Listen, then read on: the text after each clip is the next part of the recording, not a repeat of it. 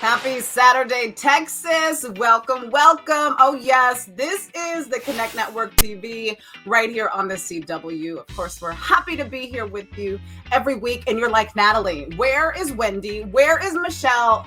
They're on flights, living their very best lives. So we are going to get into it today with my favorite doctor that can help you discover more about ticks. A tick. Maybe it's something you've noticed in your child. It might be something that you've noticed in yourself, but never have been able to put a name to it. She's going to give us a lot of tips today and share what we can look for and how we can heal those ticks naturally. But she's also willing to talk a little business today because my co-hosts aren't here. So Dr. Piper, what a sport you are. Happy weekend. Happy weekend. I am loving Miss Ross. The curly girls have to, go natural. I love it. Yes, I know it. And high five to you because you said too, during COVID, you're like, I'm tired of flat ironing my hair. I'm taking this natural, leveling up, and honey, high five. We did that. High five. Woo! Woo! Let's first talk about differentiating yourself from the so-called competition, because as I say, there is no competition. You're your competition. But you have an amazing practice and all that you're building. Talk about how you are able to set yourself aside from other doctors that are also specializing in tick disorders in children. I got really, really clear on what my niche was. Where did I want to work and what kind of people did I want to work with?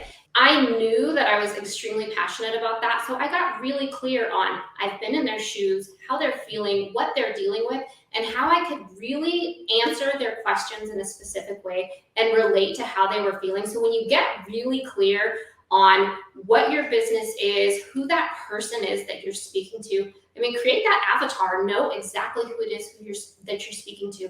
What are their interests? Where are they hanging out online? What is it that they are after? How are they feeling? And that really makes a huge difference when you're trying to set yourself apart from everybody else in the industry. That is so good. I totally agree.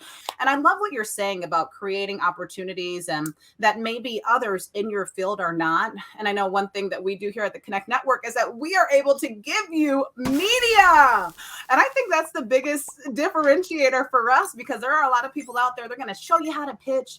They're going to show you how to sit. They're going to show you how to stand. But can they promise you that they'll put you in front of millions? Most of them can't.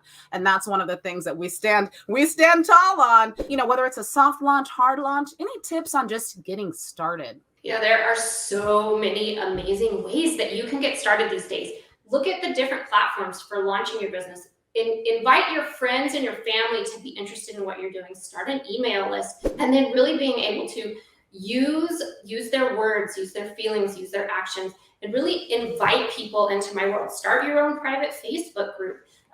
Use these different platforms like Zoom to hold meetings and calls and information. But really, you can do everything virtually, and there's some great tools out there for you to. So true, Dr. Piper. But coming up next, we're talking about ticks. So before we go to break, share with us what a tick may be. And while we're on the break, you guys can take a look left and right and see if you have any of this going on in your home. Yeah, absolutely. A tick is a repetitive, uncontrollable movement. And we see it usually pop up in children around the age of 4 to 6. And there's several different ways that you can look at ticks. There's a motor tick where maybe someone is clapping their hands. My son did a lot of neck jerking movements.